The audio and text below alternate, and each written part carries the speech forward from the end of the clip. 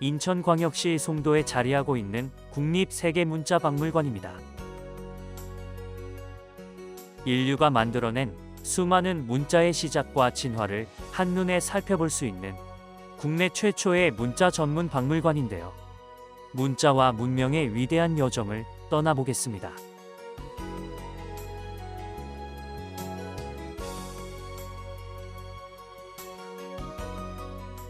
전시 공간으로 들어서면 가장 먼저 스피커를 높게 쌓은 전시물이 보이는데요. 바벨탑이라는 전시작품입니다.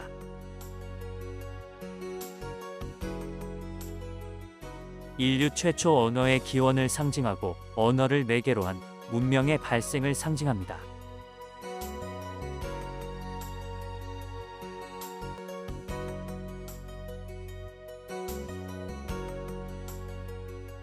동굴벽화와 암각화는 인류가 남긴 최초의 기록입니다. 선사시대 사람들은 그들의 일상과 생각, 소망 등을 바위나 동굴벽의 그림으로 그렸습니다.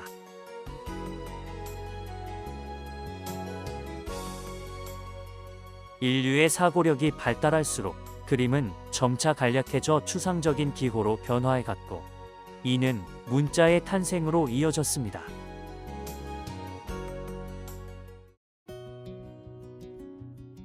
인류에게는 말과 소리가 있었습니다. 문자가 없던 선사시대, 말의 표정과 손짓을 보태 인류는 생각과 감정을 전달했지만, 말은 입에서 나오는 순간 사라졌습니다. 소통이 필요했던 인류는 그 장벽을 뛰어넘고 싶었는데요. 그 열망으로 만들어진 인류의 발명품이 바로 문자입니다. 쐐기 문자는 인류가 사용한 최초의 문자로 기원전 3500년 무렵 메소포타미아 문명에서 발명되었습니다. 메소포타미아인들은 강가의 진흙으로 만든 점토판에 갈대를 사용하여 문자를 기록하였습니다. 쐐기 문자는 갈대로 그린 선이 쐐기 모양으로 보이는 데서 비롯된 이름입니다. 초기 쐐기 문자는 사물의 모양을 본뜬 상형 문자였으나 단어 문자를 거쳐 점차 음절 문자로 발전했습니다. 문자의 발전과 함께 사용 범위도 확대되어 처음에는 회계 기록용으로만 쓰이다가 나중에는 왕실의 문서, 문학 작품 등에도 쓰였습니다. 아카드 제국 시기부터 점차 서아시아 전역으로 퍼져 수메르어, 아카드어, 고대 엘라머 등 10여 개의 언어를 표기하는 수단이 되었습니다. 쐐기 문자는 기원전 6세기 페르시아 제국 시기 아랍 문자로 대체되며 소멸되었습니다.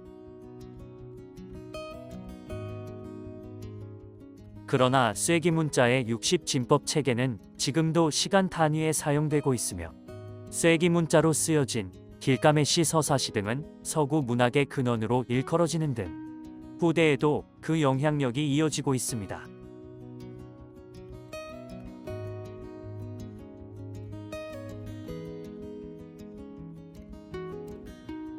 고대 이집트 문명은 나일강과 함께하였습니다. 매년 반복되는 나일강의 범람은 이집트인들에게 풍요와 재탄생을 의미하였습니다. 나일강을 통해 고대 이집트는 문명을 꽃피웠고, 그 문명의 중심에 문자가 있었습니다. 이집트 문자는 신성하게 새겨진 문자라는 의미로 성강문자로 불립니다. 성강문자는 주로 신전이나 왕묘의 벽면 등에 새겨졌습니다.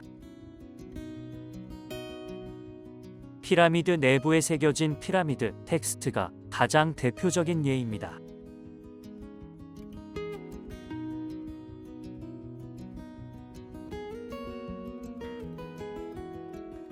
성강문자가 완전한 문자 체계로 발전하면서 성강문자 흘림체, 신관문자, 민용문자 등으로 분화되었습니다. 성강문자 흘림체와 신관문자는 다소 간략화된 형태를 보이며 행정문서, 서신, 각종 주문, 문학 작품 등에 사용되었습니다.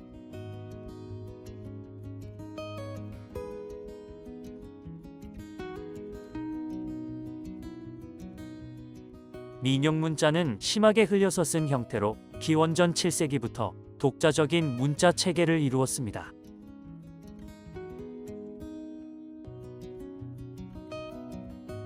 이후 민용 문자는 행정 문서와 서신 등을 작성하는 데 사용되었습니다. 로제타석은 기원전 196년 그리스 지배기에 이집트를 다스렸던 프톨레마이오스 5세 에피파네스가 멤피스에서 반포한 왕실 포고문입니다. 1799년 7월 중순 나폴레옹의 이집트 원정군이 북부 삼각주 지대에 위치한 엘라시드에서 상 줄리앙 요새의 확장 공사를 진행하던 도중 발견되었습니다. 발견될 당시 기석의 절반 이상은 이미 파괴된 상태였습니다.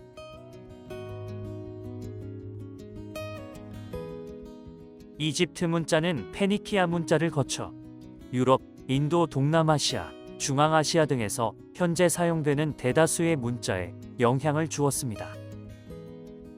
그래서 이집트 문자를 문자의 어머니라고 부릅니다.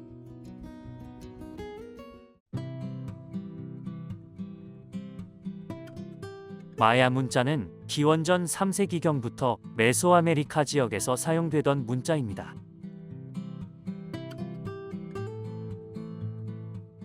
(5세기에서 10세기) 사이에 가장 많은 기록을 남겼고 16세기경 문명과 함께 사라졌습니다. 마야 문자는 종교적인 성격을 강하게 띤 문자입니다.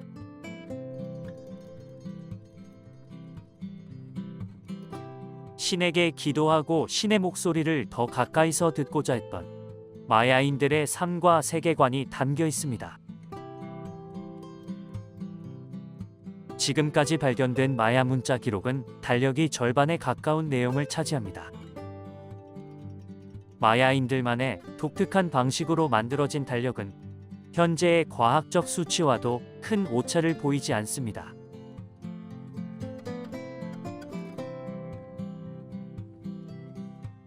라틴 문자는 기원전 6세기경부터 로마인들이 라틴어를 기록하기 위해 만들어낸 문자입니다. 라틴 문자는 그리스 문자와 마찬가지로 한 개의 문자가 한 개의 음을 표시하는 알파벳 체계입니다.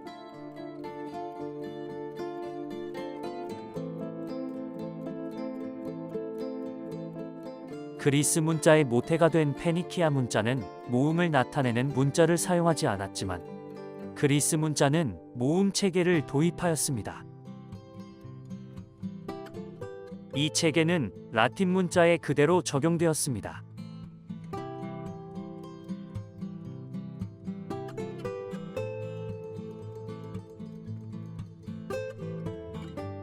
초기의 라틴 문자는 21개의 문자로 시작하였고 기원전 1세기에 23개의 문자로 완성되었습니다. 현대에는 3개의 문자를 추가해 총 26자를 사용하고 있습니다.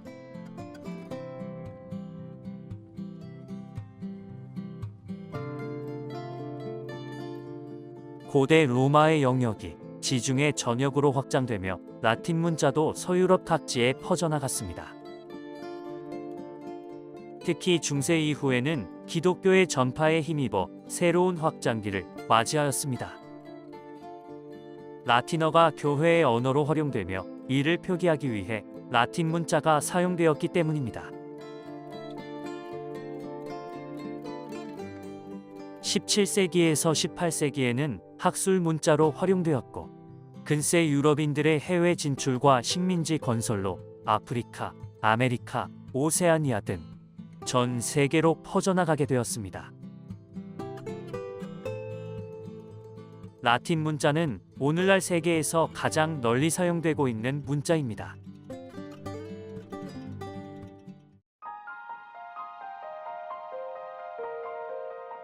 아랍 문자는 고대 근동 세계에서 공용 문자로 사용되었던 문자입니다.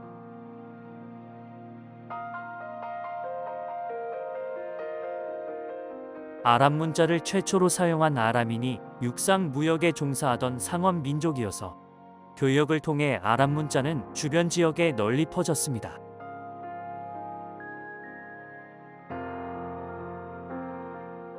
기원전 6세기경의 페르시아 제국이 아람어를 국제 공용어로 선포함에 따라 아람 문자도 공식 문자가 되어 고대 근동 전역으로 널리 퍼져나갔습니다.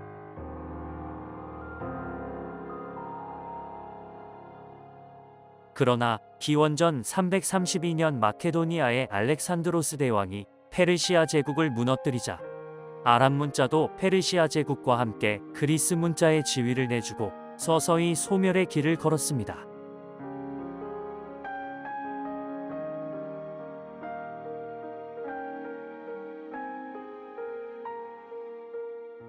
아람 문자는 동방 세계로 전파되어 근동의 히브리 문자, 아람 문자 등에 영향을 주었고 아람 문자에서 파생된 문자들은 다시 중앙아시아로 전파되어 소그드 문자, 고대 튀르크 문자 등의 기원이 되었습니다.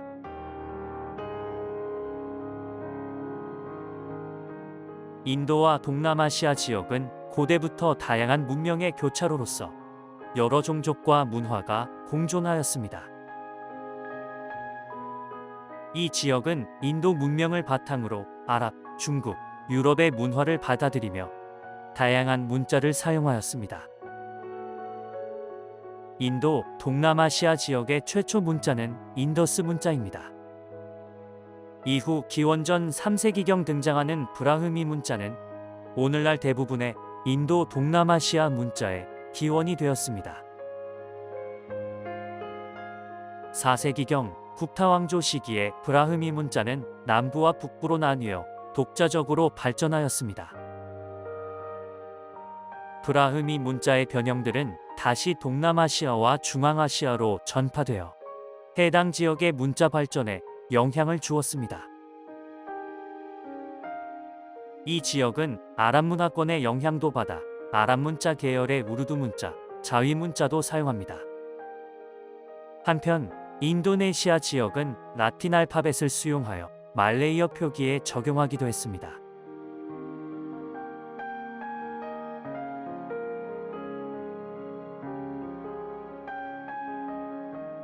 한자는 3300여 년 전부터 지금까지 쓰이는 오랜 역사를 지닌 문자이며 글자 수가 수만 자 이상에 이르는 대표적인 표의 문자이기도 합니다.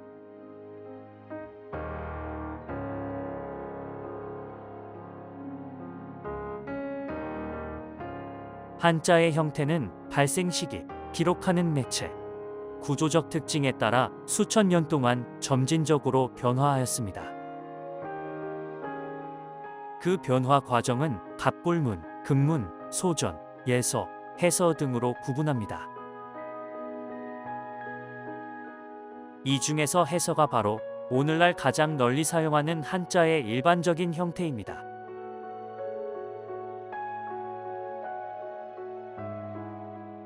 그러나 한때 한자의 복잡한 형태는 중국이 서구보다 낙후된 근본 원인으로 여겨졌습니다. 그 결과 1950년대에는 한자의 형태를 개선하려는 문자 개혁이 중국 정부의 주도로 추진되었고 형태가 복잡한 일부 상형 한자는 간략한 형태로 변화되었습니다. 이것이 현재 중국에서 사용하는 간화자입니다.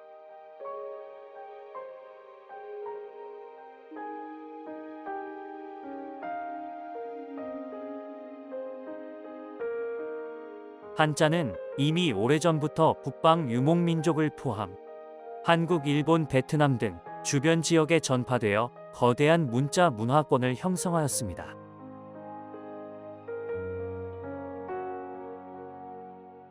중국 주변의 여러 민족은 자신의 언어를 한자에 기반한 새로운 문자로 기록하기도 하였습니다.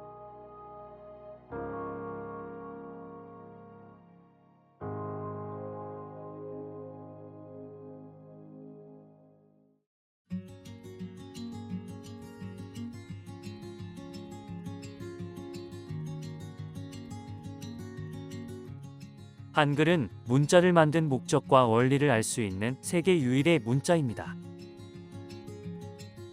세종은 이 문자를 훈민정음이라고 이름 지었는데 이는 백성을 가르치는 바른 소리라는 뜻입니다. 한글이 없던 때에 우리나라 사람들은 중국의 한자를 그대로 쓰거나 한자의 소리와 뜻을 빌려서 만든 이두, 구결, 향찰로 우리말을 기록하였습니다. 그러나 이들 문자는 교육의 기회를 얻지 못한 사람들이 쓰기에는 어렵고 불편하였습니다. 세종은 이를 무척 안타깝게 여겨서 백성을 위하는 마음으로 한글을 직접 만들었습니다. 그러나 한글은 일반 백성들 사이에서 주로 쓰였고 국가의 공식 문자로는 인정받지 못하였습니다.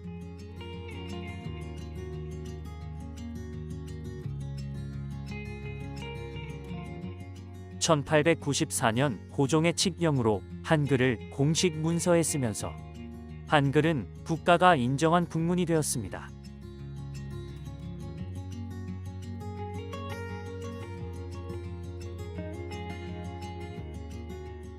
한글은 일제강점기의 위기를 맞기도 하였으나 우리말과 글을 지키려는 꾸준한 노력에 힘입어 지금에 이르고 있습니다.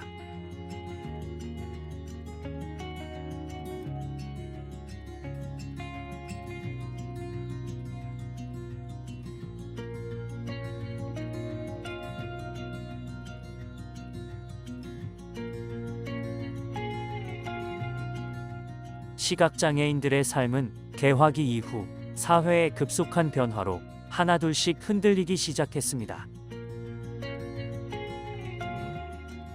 신문 교과서 등 인쇄매체에 의한 정보활동량이 증가하는 만큼 구술에 의존했던 시각장애인들은 각종 변화와 교육 기회에서 소외될 수밖에 없었습니다. 이런 상황에서 시각장애인들의 교육을 담당하던 재생원 맹화부 교사 박두성은 한글 점자의 중요성과 필요성을 절실하게 느꼈습니다. 마침내 그는 각고의 노력 끝에 1926년 63자에 배우기 쉬운 한글 점자 훈맹정음을 만들어냈습니다.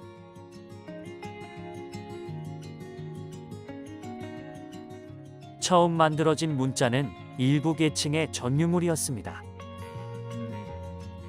이들은 정치와 종교와 지식을 독점하고 사람들을 지배하는 수단으로 문자를 활용하였습니다.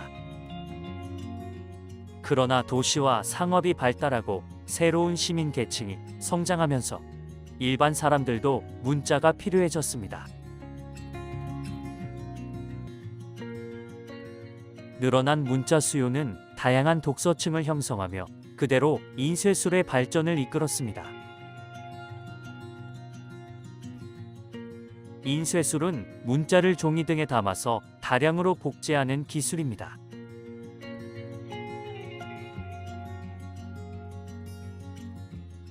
인쇄술을 통해 다수의 사람이 손쉽게 문자를 접할 수 있었습니다.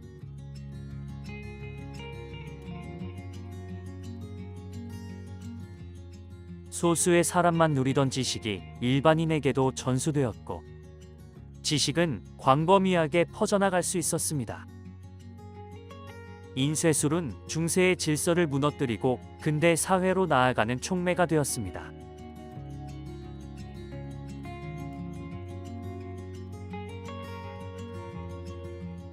번역은 다른 언어를 자신의 언어로 바꾸는 과정에서 비롯되는 문화권과 문화권 사이의 의사소통입니다.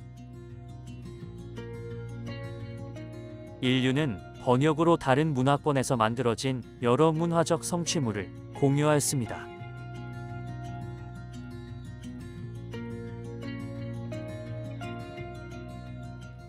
번역을 통해서 종교와 사상은 주변으로 확산하였고 동서양의 문학, 과학, 의학 등은 지역의 한계를 넘어 새롭게 발전할 수 있었습니다. 동서고금을 막론하고 번역의 과정에서 각고의 노력을 하였던 위대한 번역가들이 있었습니다.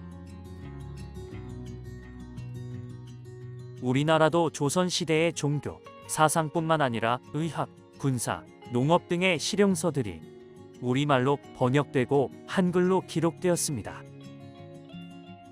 이를 바탕으로 조선 사회는 새로운 세상을 경험할 수 있었습니다.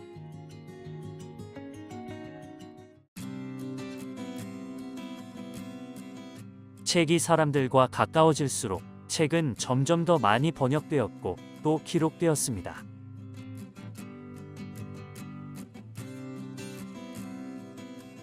소수의 권위와 특권이 더는 존재할 수 없었습니다.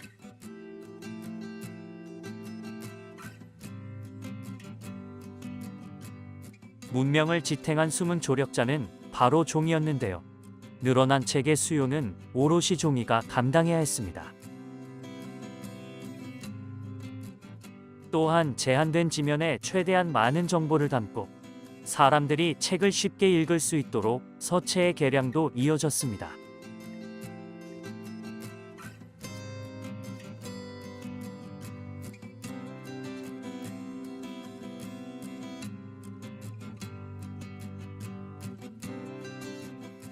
매체는 문자를 기록하기 위한 물체나 그 수단을 가리킵니다.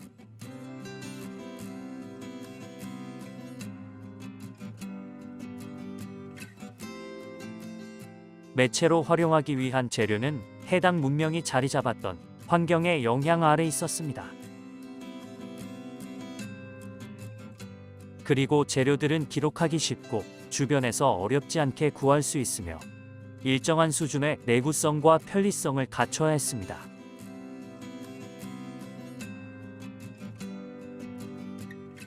인류가 문자 기록을 위해 사용했던 주요한 재료로는 진흙, 돌, 금속, 뼈, 식물, 나무, 가죽 등 매우 다양합니다. 그러나 오늘날까지 가장 널리 사용된 재료는 식물을 활용해서 만든 종이입니다.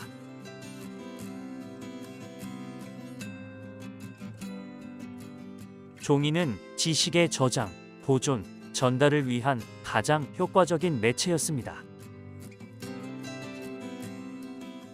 특히 책을 인쇄하는 데는 종이만 한 매체가 없었는데요. 책의 역사는 곧 매체의 역사와 같았습니다.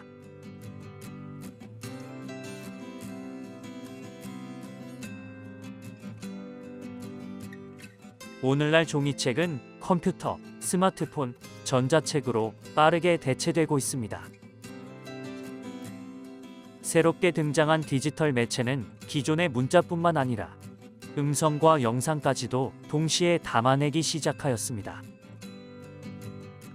이제 지식의 양은 책의 두께가 아니라 데이터의 용량으로 좌우될 것입니다.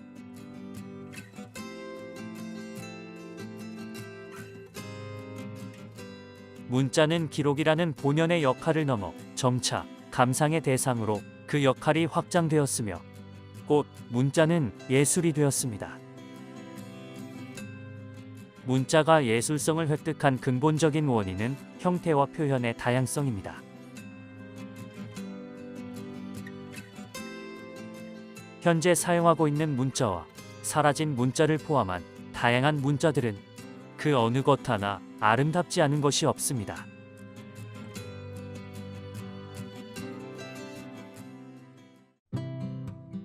문자는 인류의 가장 위대한 발명품입니다. 놀랍게도 세계 곳곳에 흩어져 사는 인류는 자신들이 처한 환경에 맞게 그들만의 문자를 만들거나 받아들였습니다. 시간의 차이만 있을 뿐 위대한 발명품을 기반으로 인류는 찬란한 문화와 문명의 길을 열었습니다. 문자는 단지 소통의 도구를 넘어서 문화를 전달하고 공동체를 연결하며 역사를 기록하는 고리입니다. 디지털 세상은 문자의 영역을 넓히고 있는데요. 기술 기반의 시대에 적응하지 못한 문자는 사라질 것이고 어쩌면 모든 인류가 사용하는 세계 문자가 새롭게 생겨날지도 모를 일입니다.